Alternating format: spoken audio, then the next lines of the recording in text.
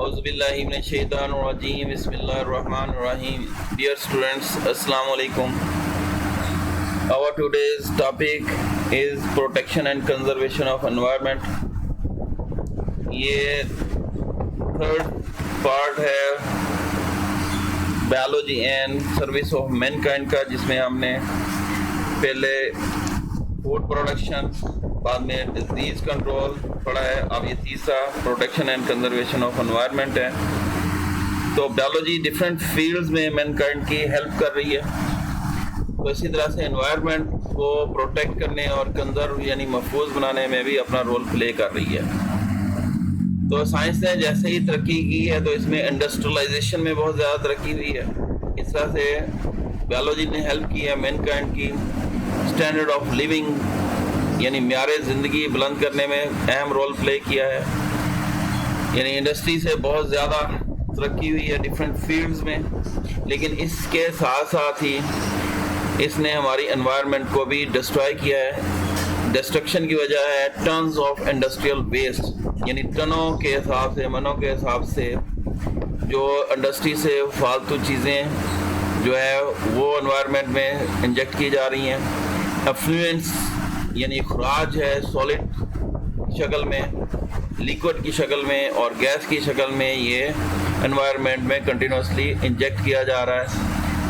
अगर हम इंडस्ट्री में देखें तो उनके पाइप्स वगैरह या एफ्लुएंट्स जो हैं, आउटलेट्स, वो दरियाओं झीलों में इन्होंने शामिल कर देते हैं, जिससे इर्द गिर्द का पानी जो है वो पॉल्यूटेड हो जाता है, बल्कि उसमें ख़तरनाक किस्म के केमिकल्स यानी टॉक्सिक सब्सटेंसेस भी मौजूद होते हैं, जो फ्रेश वाटर बॉडीज़ में जब शामिल होते हैं तो इसमें मौजूद लाइफ यानी प्लांट्स और एनिमल्स के लिए डैमेजिंग होते हैं।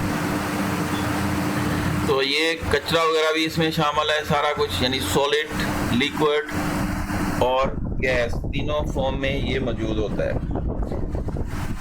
फिर इस एफ्लुएंट में बहुत ज़्यादा मकदार में, साइजेबल अमाउंट्स में टॉक्सिक हत्ता के कैंसर काजिंग यानी कार्सिनोजेनिक मटेरियल मौजूद हैं।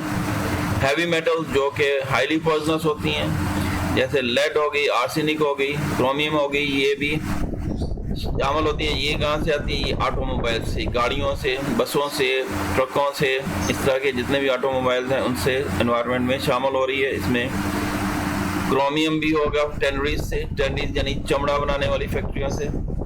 तो ये हैविक यानी डैमेज काज कर रही हैं, तबाही काज कर रही हैं, वजह बन रही हैं ह्यूमन हेल्थ की, क्योंकि यही पानी जब ज़मीन में नीचे जाता है तो वहाँ से निकाल के ये ह्यूमन्स अपने मुख्तलिफ इस्तेमाल में लाते हैं, इवन पीने के लिए इस्तेमाल करते हैं। तो इनके अंदर ये पूरी तरह से जो टॉक्सिक सब्सटेंसेस है ये रिमूव नहीं होते हैं, ह्यूमन बॉडी में जाते हैं, इस तरह से हेल्थ पे असरअंदाज होते हैं। तो एनवायरमेंटल पोल्यूशंस जो है अलार्मिंग सिचुएशन में पहुंच गई है कुछ कंट्रीज़ में, इंक्लूडिंग पाकिस्तान में भी यही सूरत हाल है। अगर इस प्रॉब्लम को एड्रेस ना किया गया, यानी इसकी तरफ तवज्जो ना की गई, तो हो सकता है कि बायो एलिमेंट्स यानी जानदार चीज़ें जो इस वर्ल्ड यानी अर्थ के ऊपर मौजूद हैं, इस इकोसिस्टम में, ये इररिपेयरेबल लॉस हो सकता है, यानी जिसकी रिपेयर नहीं हो सकती, दोबारा से इसको ठीक नहीं किया जा सकता और ज़िंदगी इसके ऊपर सपोर्ट नहीं की जाएगी, यानी अर्थ ज़िंदगी को सपोर्ट नहीं कर सकेगी। तो बायोलॉजी क्या काम कर रही है? बायोलॉजी मैनकाइंड की इस मामले में भी हेल्प कर रही है, ये अट्रैक्ट कर रही है अटेंशन, यानी तवज्जो हासिल कर रही है इस प्रॉब्लम की तरफ लोगों की, मुख्तलिफ कंट्रीज़ की, मुख्तलिफ सोसाइटीज़ की, एजेंसीज़ की।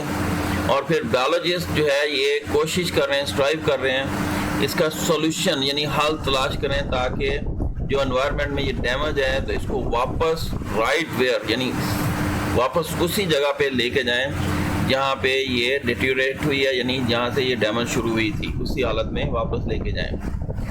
तो बायोलॉजिस्ट ऑलरेडी इन्होंने डिमांड शुरू कर दी है, गवर्नमेंट्स को भी कहना शुरू कर दिया कि जो इंडस्ट्री से एफ्लुएंट्स यानी अखराज हो रहा है उसकी ट्रीटमेंट की जाए, यानी जो पानी की शक्ल में सॉलिड लिक्विड या गैस की शक्ल में जो एनवायरनमेंट में इंजेक्ट किया जा रहा है, इसको पहले ट्रीटमेंट प्लांट लगाया जाए और फिर इसको इन तरह से वाटर बॉडीज़ में दाखिल किया जाए, यानी इसके अंदर से जो वेस्ट सब्सटेंसेस हैं, डैमेजिंग या टॉक्सिक सब्सटेंसेस हैं, कार्सिनोजेंस हैं, उनको निकाल लिया जाए ट्रीटमेंट प्लांट में। तो इस तरह से ये ऑब्लिगेटरी कर दिया जाए, यानी लाजमी हिस्सा हर इंडस्ट्री का कर दिया जाए। तो बहुत सारे वेज बायोलॉजी जिसने डेवलप किए हैं, इसमें बायो रेमिडिएशन आ जाता है। बायो रेमिडिएशन मतलब इलाज, बायो यानी ज़िंदगी से या लिविंग ऑर्गेनिज्म से इसका इलाज। तो इसमें क्या किया जाता है, रिमूव किया जाता है या डिग्रेड कर दिया जाता है, तोड़ दिया जाता है टॉक्सिक सब्सटेंसेस को। इसमें एनवायरमेंटल पोल्यूटेंट्स या दूसरे टॉक्सिक सब्सटेंसेस किसके ज़रिए से, बाय लिविंग ऑर्गेनिज्म, किसी जानदार ही के ज़रिए से इन पोल्यूटेंट या टॉक्सिक मटेरियल को डिग्रेड कर दिया जाता है, तोड़ दिया जाता है। इस तरह से वो उनके जहरीलापन ख़त्म हो जाएगा, डैमेजिंग उनकी ख़त्म हो जाएगी। तो ये भी अंडर इन्वेस्टिगेशन है। इसमें एग्जांपल इन्होंने कोट की है अलगी की। तो इन्होंने एक अलगी तलाश कर ली है जो पोल्यूशन को रिड्यूस करती है वाटर बॉडीज़ में, यानी उसमें से हैवी मेटल्स जो हाईली पॉइजनस है इसको रिमूव कर देती है बायो ऑब्जॉर्प्शन से, यानी उस पानी में से हैवी मेटल को निकाल लेती है, अब्जॉर्ब कर लेती है अपनी बॉडी में। इस तरह से पानी साफ हो जाता है इन हैवी मेटल्स से। फिर बायोलॉजिस्ट ने काम करना शुरू किया है एंडेंजर स्पीशीज, यानी ऐसे प्लांट्स और एनिमल्स जिनकी स्पीशीज डेंजर में है, ख़तरे में है, एक्सटिंक्ट हो सकती हैं, नापैद हो सकती हैं, उनकी इन्होंने लिस्ट तैयार कर ली है एनिमल्स और प्लांट्स की। अगर इनको प्रोटेक्ट नहीं किया जाएगा तो ये एक्सटिंक्ट हो जाएंगी, इस दुनिया से नापैद हो जाएंगी या मखसूस इलाके से नापैद हो जाएंगी। तो इन्होंने इसकी ज़रूरत पर भी जोर देना शुरू कर दिया है। इसको अलग अंडरलाइन करना है और इसकी एग्जाम्पल लिखना चाहते हैं तो एग्जाम्पल लिख लें। एग्जाम्पल ऑलरेडी आपने पढ़े होगी मैट्रिक में भी। इसमें इंडस डॉल्फिन आ जाती है, ब्लैक बग आ जाती है, हबारा बस्टर्ड आ जाता है, मार्को पोलो शीप आ जाती है, वाइट हेडेड डक आ जाती है। इस तरह से बहुत सारे स्पीशीज़ जो हैं एनिमल्स की जो एंडेंजर्ड है। फिर जहाँ तक पाकिस्तान की बात करेंगे तो एनवायरमेंटल पोल्यूशन पाकिस्तान में भी एक नेशनल प्रॉब्लम बन चुका है, यानी कौमी मसला है ये। हमारे दरिया, रिवर्स हो गए, नहरें हो गई, ये भी हाईली पोल्यूटेड है क्योंकि हमारे यहाँ पे तो रोक टोक ही नहीं हुई है।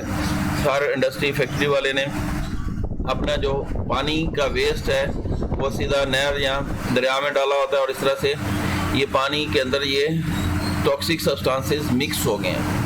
इसके अलावा शहरों के गटर का सिस्टम, सिटी सीवेज, ये भी इसी में डाल दिया जाता है। इंडस्ट्रियल वेस्ट भी इसमें आ जाते हैं, तो ये हाईली पोल्यूटेड हो गया है। तो इस तरह से फ्रेश वाटर यानी दरियाओं, झीलों, नहरों में जो लाइफ है, प्लांट्स और एनिमल्स, तो ये डिक्लाइन होते जा रहे हैं, ख़त्म होते जा रहे हैं। ख़ास तौर पर फ़िश पॉपुलेशन, मछलियों की आबादी या तादाद जो है इन फ्रेश वाटर बॉडीज़ में ये बुरी तरह से अफेक्ट हुई है, एडवर्सली अफेक्टेड।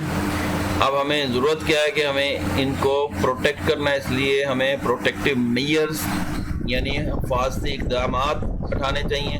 जितनी भी जल्दी हो मुमकिन हो हमें उठाने चाहिए ये इक़दाम। शहरों में ख़ास तौर पे एग्जॉस्ट फ्रॉम ऑटोमोबाइल्स यानी गाड़ियों वगैरह से, बसों से, ट्रकों से जो धुआं निकलता है एग्जॉस्ट, इसके अंदर नॉर्मसली यानी बहुत ज़्यादा मकदार में लेड मौजूद होती है जो एटमॉस्फेयर इर्द गिर्द के माहौल में इंजेक्ट हो जाती है। अब ज़रूरत क्या है कि हम ऐसा पेट्रोल इस्तेमाल करें जो लेड फ्री हो। लेड फ्री पेट्रोल जो है इस तरह से पोल्यूशन को रिड्यूस किया जा सकता है। तो स्टूडेंट ये आज का हमारा टॉपिक, इस चैप्टर का लास्ट टॉपिक है। तो नेक्स्ट टॉपिक तक के लिए अल्लाह हाफिज़।